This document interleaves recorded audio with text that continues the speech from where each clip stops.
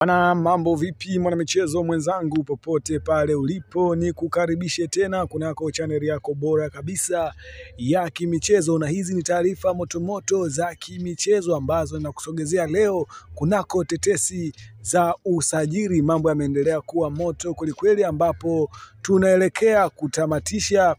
NBC Premier League.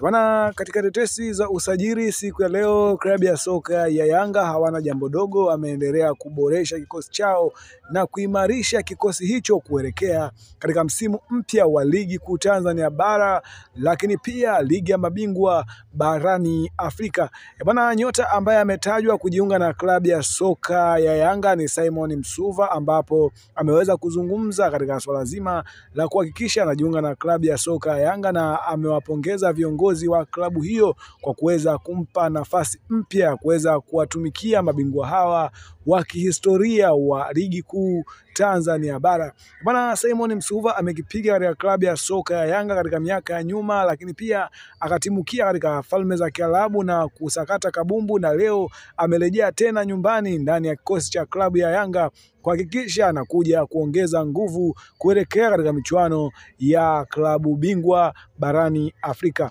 Moja kati ya ndoto ambazo anazihitaji mchezaji huyo ni kuhakikisha anafanya vyema ndani ya kikosi cha klabu ya Yanga, lakini pia anahakikisha anaipa klabu ya soka ya Yanga ubingwa katika msimu mpya ambao unatarajiwa kuanza hivi karibuni.